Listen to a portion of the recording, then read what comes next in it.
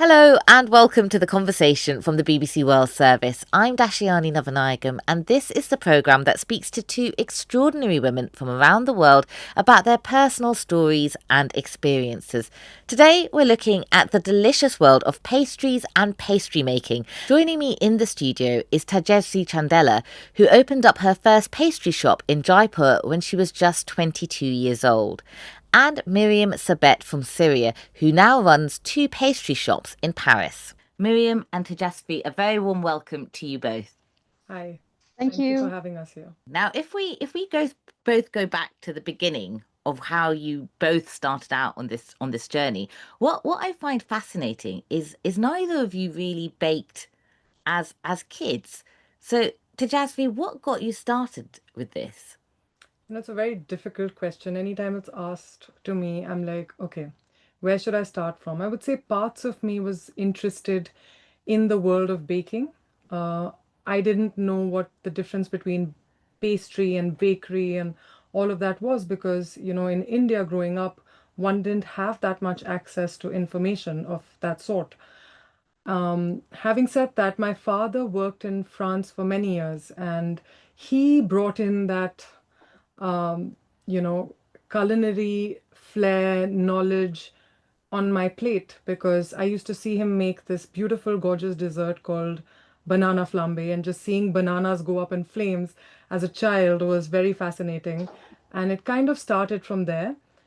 Slowly graduating on television came TLC, which brought in Nigella Lawson Ah, in our homes. so Nigella Lawson, a very famous British chef, Exactly. So, makes wonderful programs on all absolutely. sorts of dessert, savory dishes. Absolutely. So her being a very important part of me getting extremely interested in the world of baking and just, doing things at home in the kitchen.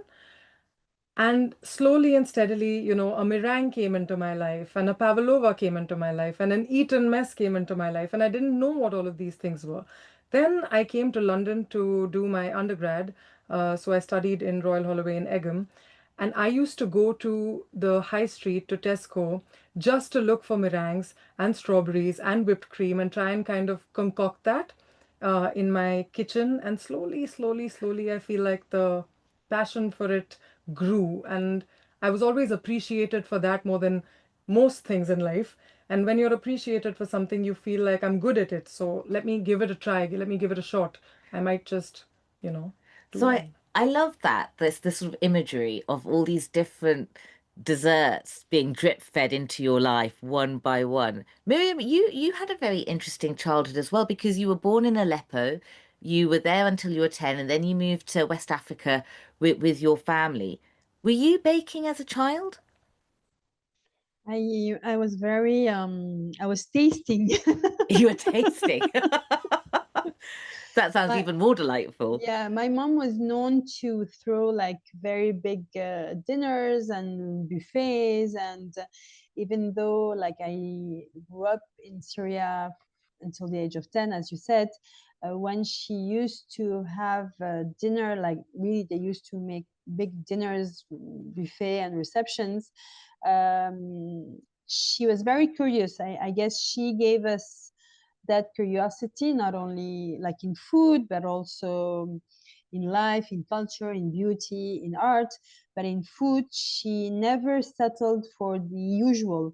So all the reception, the buffet that she used to make, especially the sweet buffet, it was all inspiration from like French pastry, Italian pastry, and she would have also Middle Eastern pastry on the table. But it was always like new creation and new things that she would see in books, and actually I already started at that time to spend, because I was, as they say in French, gourmand, like I would like, I liked sweet stuff. And I used to imagine the taste, even though I was not baking, I was testing what my mom used to do, but and I was also imagining in my head what would the combination look like, not look like, but taste like. But then you started making pastry as a student, which seems like Yeah, such a bold move because, there is baking, which yeah. which a lot of people can do, but pastry making feels like a level above. Why did you start to make pastry as a student? No explanation, but I know that it was very intuitive and very automatic. I remember the first pastry I did was for my cousin's birthday. I was 17, and it was lemon pie with a lemon pie with a meringue. So there was not even a dessert we eat at home. I think maybe I had tasted it in a French pastry or in a bakery during my holidays in Paris, but it was intuitively like the first pastry I made. And how did it go down? Well, I'm a good student, so I follow the rule, the recipe. I learned that in pastry you cannot just improvise. It's very precise, is it? Very precise. You need to understand the recipe, you need to understand the steps, what comes first, and if you apply the rule, the whole recipe, usually it comes out well. It's a lot of it's chemical. It's chemistry class. Tejasvi, how did you go about doing this professionally? So I wanted to become a chef. Did I want to become a pastry chef? That was yet to get clear in my mind. But as soon as I graduated from school, which was after I did my 12th standard, I told my mother that I genuinely want to go to a culinary school. But back in the day, most of the culinary schools did not give you a degree, they gave you a diploma. And my parents insisted on me having a degree first, and then they said that post that you can go and specialize in whatever you wanted to. So business management seemed like the safer bet, but all I really did was really be in the kitchen and bake and cook for my hungry friends, and I really enjoyed that. And okay, wow, well, they must have been very grateful to have you around. They better be. I So, bet that. after you did your undergraduate degree, where did you go on to train? So I did a short pastry course in from Leeds School of Food and Wine in London. Then I came back to India. I did a short stint in a hotel where I worked as a trainee. Then I went to Kuala Lumpur. I was working in KL in Malaysia for a year as a project manager.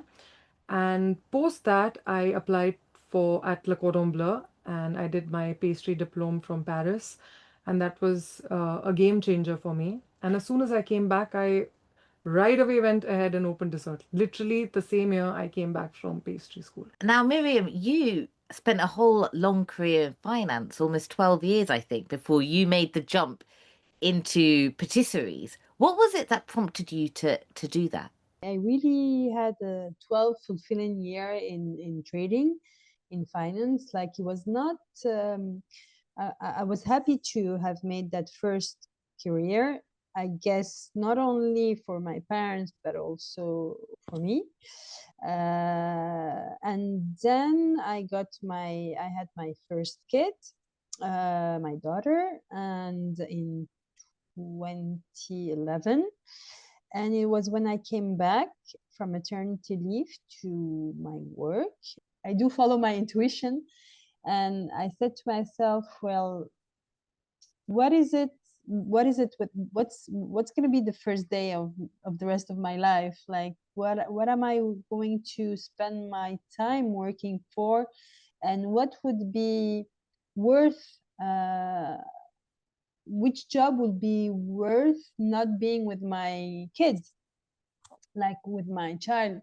What will I tell her what I'm doing in life? What is it that I will like give her as a teaching, or what would her mother be working in? And this is where the seed came started to grow. So I first left.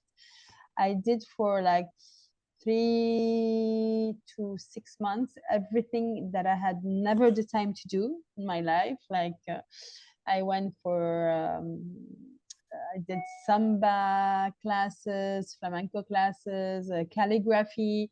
I think I visited every museum in Paris, did a lot of exhibition. I was very lucky to be able to take that time with, and then spending, of course, time with my my daughter, and it was all like all of a sudden it struck me. I'm like, this is what I would like to do.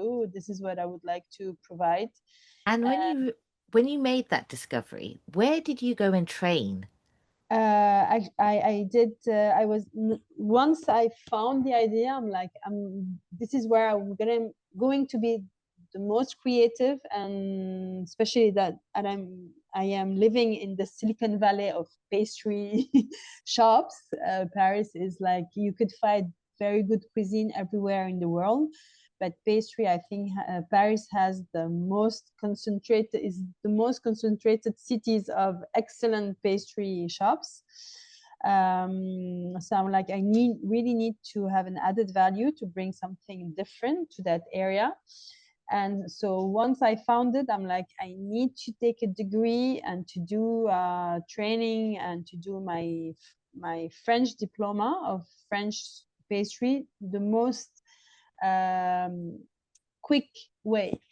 And at that time, I was able to find a starting class 2 months after in the École de Boulangerie and de Pâtisserie de Paris.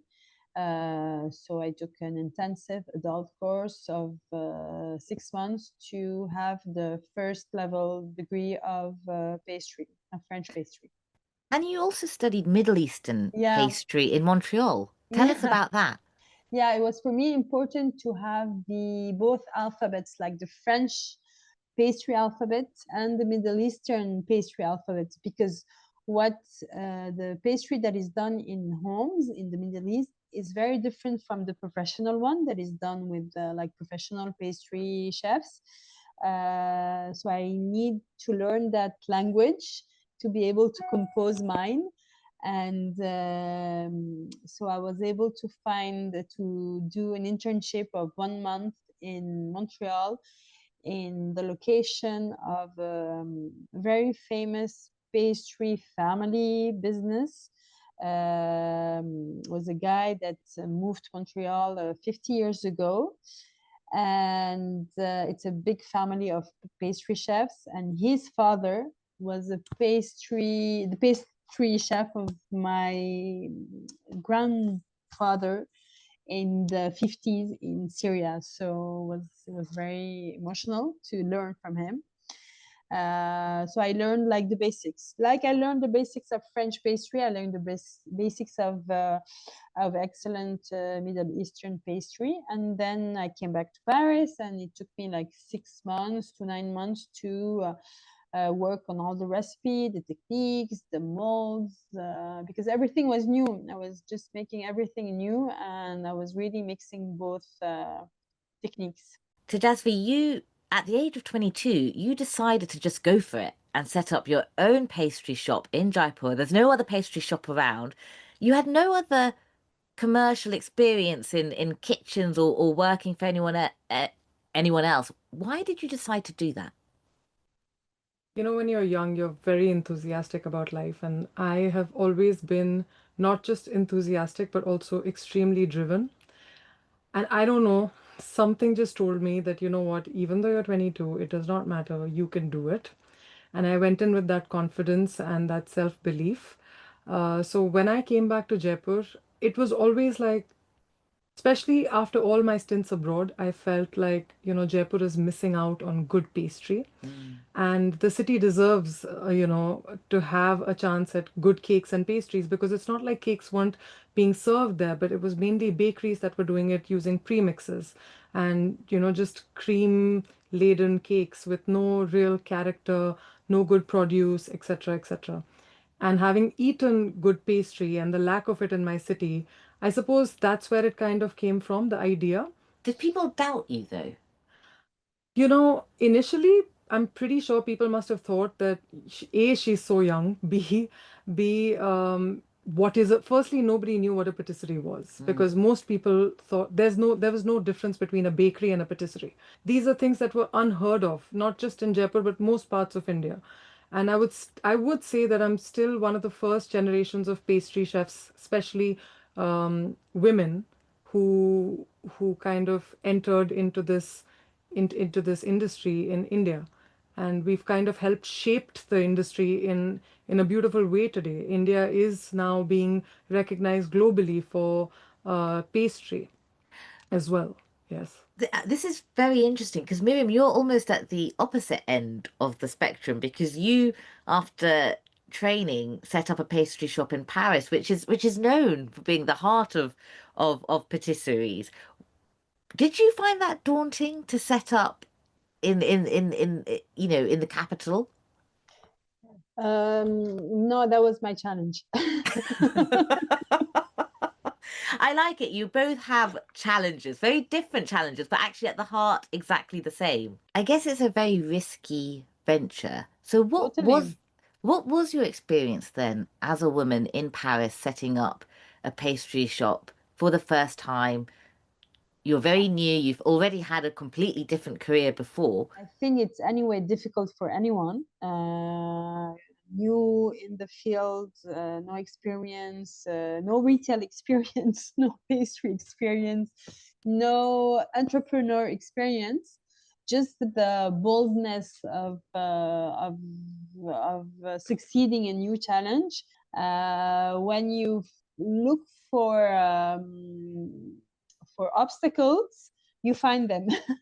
Mm, So I was always very positive and always just not spending time with all the negative or all the obstacle, because there was a lot and there are still a lot of obstacle.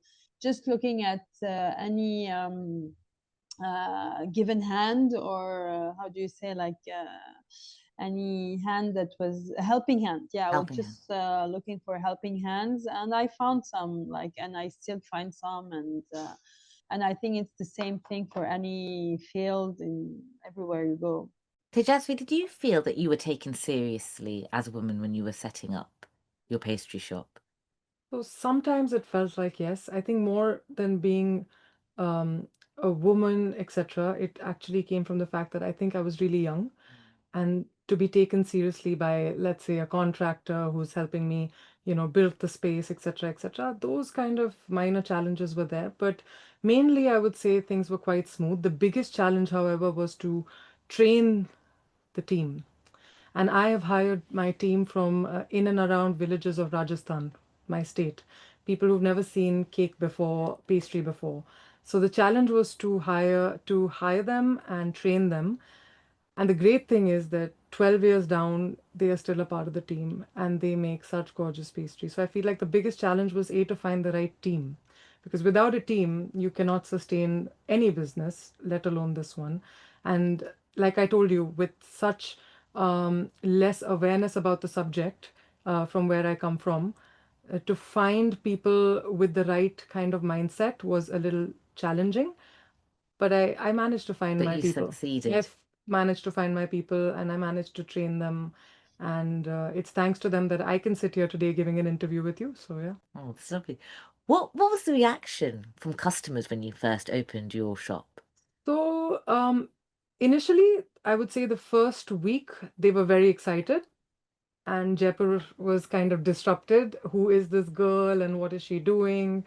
And what is dessert? And people were just curious and they would come into the space. But then most would start going outside without taking anything because it was not very egg free in terms of the pastry menu that I had. And that's when I realized that 75% of my city is eats egg free pastries. Because they're They're vegetarian. vegetarian. They're not vegan, but vegetarian. And now the biggest challenge then was, how do I take French pastry and turn it into egg-free pastry if I really want to make a profitable business out of it? So that was a very challenging task. And I think within the first 2, 3 months, I had to rejig the entire menu and come up with at least 40% of my menu then had to be egg-free. And yeah, I I mean, think as that was a someone very big challenge. who knows very little about French pastry, Yes. how hard is it to make egg-free pastry? Did you think about giving up? I did. No, I'm joking. It was very hard. It was very, very, very hard to come up with egg-free pastries. But was it impossible? No. It took a lot of trial and error, I feel. Took much more time. It just became a way more time-consuming process as a pastry chef to then sit and rejig the entire menu.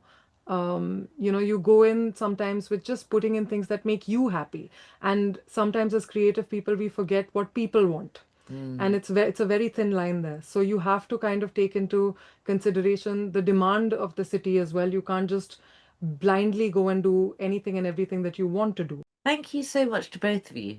That was a lovely conversation. Thank you. Thank you so But much for we're having us. empty-handed. Sorry. Don't worry, don't worry. We would have been delighted, but that would have been too much to ask for.